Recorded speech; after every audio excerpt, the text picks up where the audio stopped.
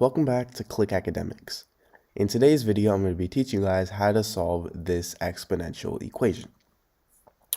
So we have 2 to the power of x plus 2 to the power of 3x equals 10. And what we're going to do first is we're going to rewrite this equation.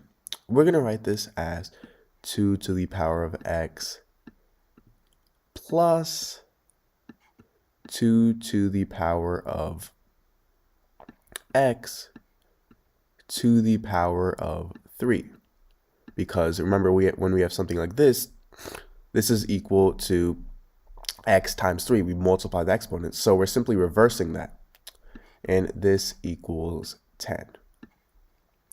And now what we're going to do is, since we have 2 to the power of x's, we're going to set 2 to the power of x equal y, the variable y. So y equals 2 to the power x. So now what we're going to do is we're going to replace all the terms that have 2 to the power of x to y. So this rewrites to 2 to the power of x, that's y plus y to the power of 3 equals 10. Now we're going to subtract 10 on both sides. So we get, let me rewrite this in order of exponents. We have y to the power of 3 plus y minus 10 equals 0. So now we're actually, to factor this, we're going to rewrite this y as, write it right here, y third minus 4y plus 5y. We're going to rewrite the y as minus 4y plus 5y, and we still have the minus 10 here, and this equals 0. Now, from y to the power of 3 minus 4y, we're going to factor out y. So we get y times y squared minus 4. And from 5y minus 10, we're simply going to factor out 5. So we have plus 5 times y minus 10 divided by 5 is 2. And all this still equals 0. And now what we're going to do is we're going to change our y squared minus 4 into y plus 2 times y minus 2. So we have y times y plus 2 times y minus 2. We simply just factored this y squared minus 4. And we're going to add this with 5 times y minus 2. And all of this still equals 0. And now, as you can see, since both terms have y minus 2 in them, we're going to factor out y minus 2 here. So if we factor out y minus 2, we get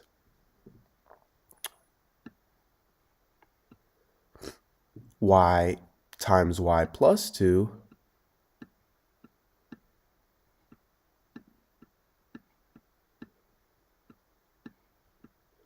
plus 5.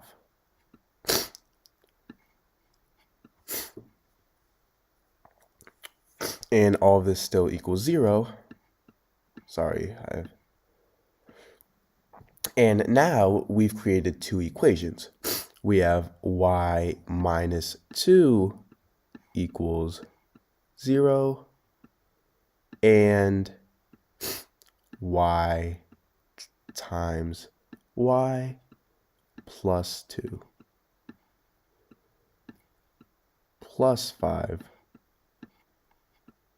equals 0.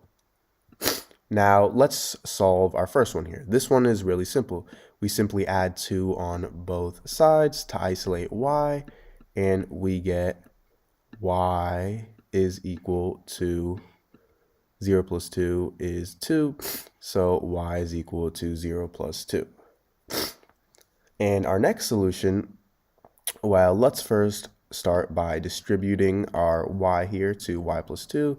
So we get y squared plus 2y plus 5 equals 0. And now, as you see, we have a quadratic equation here, and we want to factor this, right? So we're going to use our quadratic formula, negative b plus or minus the square root of b squared minus 4ac all over 2a. So b, remember, y squared is a, 2y is b, and 5 is c. So we have negative b, negative 2, plus or minus the square root of b squared, so 2 squared, 4, minus 4 times a, which is 1, times c, which is 5. And we're going to divide this by 2 times a. Remember, a is 1, so we have 2 times 1, which is simply 2. Now, let me bring this over here. So now we have negative 2 plus or minus the square root of 4 minus 4 times 1 times 5. That's 4 minus 20, which is negative 16. And as you see, we can't take the square root of a negative. That's not possible. Meaning this is wrong and this equation is wrong. So our only solution is y equals 2. And why don't we plug? So this is our only solution. So now, as you can see, y equals 2 to the power of x, right? So because we already know that y equals 2, we have 2 equals 2 to the power of x. And what to the power of, or 2 to the power of what equals 2? 1, because anything to the power of 1 equals itself, meaning x equals 1. Now, why don't we check our solution in this equation? So if we plug in 1 for x, we get 2 to the power of 1 plus 2 to the power of 3 times 1 equals 10. 2 to the power of 1 is 2, plus 2 to the power of 3 times 1 is the same thing as 2 to the power of 3, which is 8. This equals 10, and 2 plus 8 does indeed equal 10. So 10 equals 10.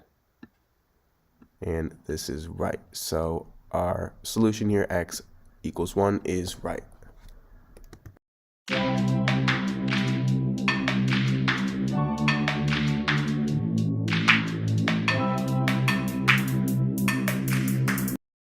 Welcome back to Click Academics. In today's video, I'm going to be teaching you guys how to solve this exponential equation. So we have 5 to the power of x is equal to 7. Now what I'm first going to do is I'm going to take the log of both sides. So now we're going to have log 5 to the power of x is equal to log 7. So now an important property of logarithms is, let's say we have log a to the power of b. The power property of logarithms states that we can actually move this exponent here, b, into the front of the log, meaning this would equal b log a. So right here we have log 5 to the power of x, and we can actually move our x here into the front of the logarithm. So now this would be equal to x times log 5.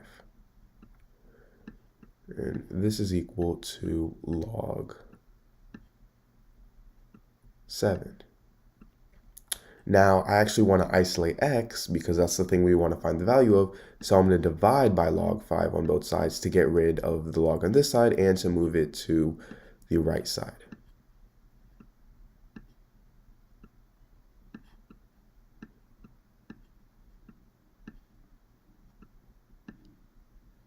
So now for our left-hand side, these two would cancel out. So we would have x is equal to log 7 is equal to 0.845 approximately. And we're dividing this by log 5, which is approximately equal to 0.699.